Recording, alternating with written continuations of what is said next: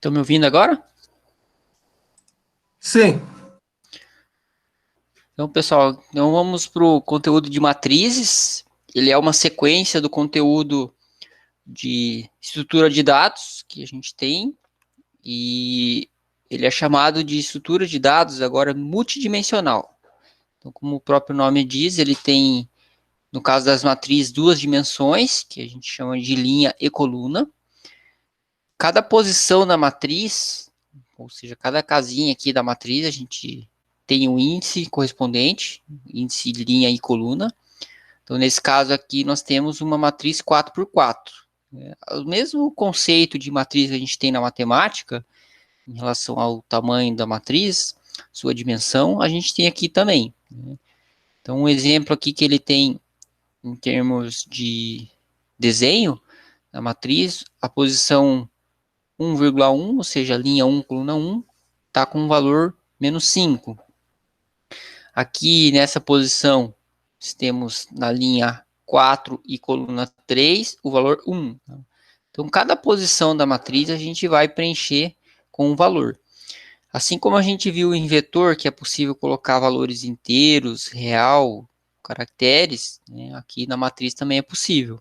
Normalmente, as matrizes a gente consegue trabalhar mais com números, né, números inteiros, mas é possível colocar qualquer tipo de dado numa matriz.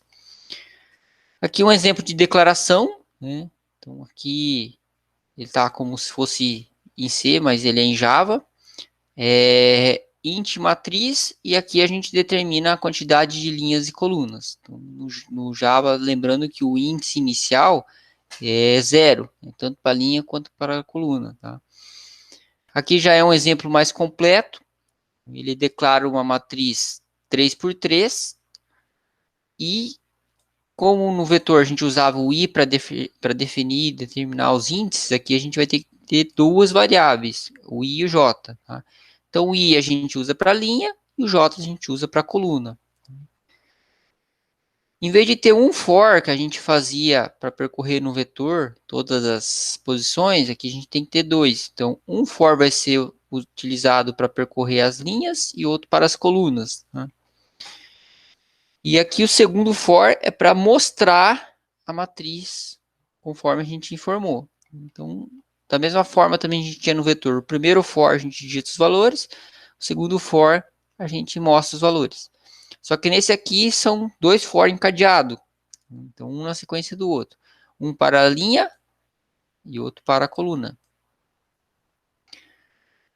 Quando precisar fazer alguma verificação, algum cálculo, aí a gente faz também no segundo for. Então, reparem que esse primeiro for aqui, encadeado, ele é para informar os valores, assim como no exemplo de cima. E esse segundo for, como eu quero fazer uma contagem de números pares, ele está fazendo a verificação, colocou o if no segundo for. Né? Quando eu precisar modificar tamanho de matriz, conforme o exercício, então eu verifico aqui a quantidade de linhas e a quantidade de colunas. Né? Quando precisar modificar a quantidade de linhas, que é o máximo, e quantidade de colunas. E assim no segundo for também. Tá? Aqui os exercícios, eles já são praticamente com base nesses dois exemplos ali. Então, a maioria deles pede para colocar valores inteiros ou valor do tipo decimal, tipo real. Tá? A matriz, ela não precisa ser uma matriz exata, ou seja, a mesma quantidade de linhas com a quantidade de colunas, ela pode ser diferente. Então, no exercício aqui, por exemplo, está pedindo uma matriz 3x4, 3 linhas, 4 colunas. Aqui, 4 linhas e 3 colunas. Tá? Então, vai depender de cada exercício. Eu vou passando posteriormente, dando uma revisão melhor de como fazer, e explicando como que deve ser feito cada exercício.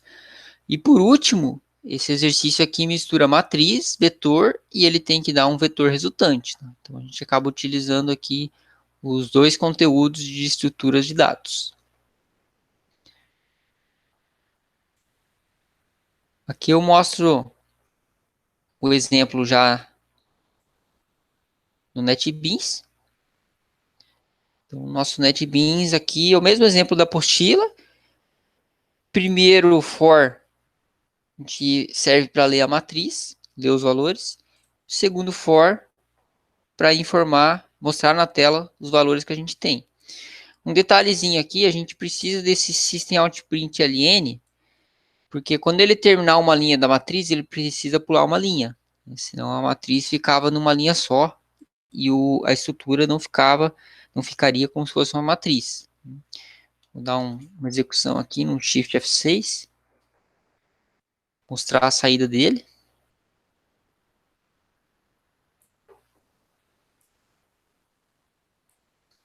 Então, ó, aqui ele está pedindo para mim digitar o valor dos elementos. O elemento seria 0, 0, ou seja, a primeira posição da matriz, né? A linha 0, coluna 0, eu vou digitar um valor. Aí ele passa na mesma linha ainda, mas na próxima coluna, para informar outro valor. Da mesma forma, ele está na primeira linha ainda, com a última coluna. Né? Agora que ele passou para a próxima linha. Como a matriz nossa ela é 3 por 3, que eu defini aqui, ele vai pedir 9 valores, 9 números.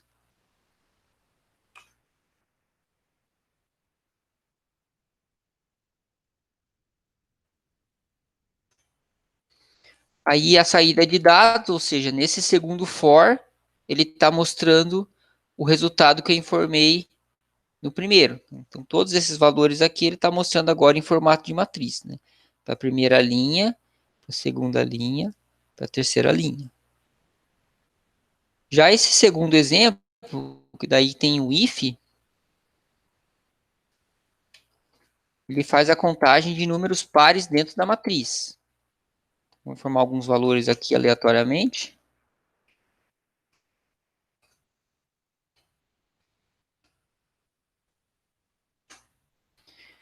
Aí ele diz aqui, a quantidade de números pares na matriz é 4, ou seja, ele encontrou 4 números pares na matriz. Essa contagem é feita nesse if aqui. Então, se o elemento da matriz, reparem que eu tenho que colocar o índice da linha e da coluna, for mod 2 igual a 0, ele conta os pares. Né? Essa parte aqui vai da contagem.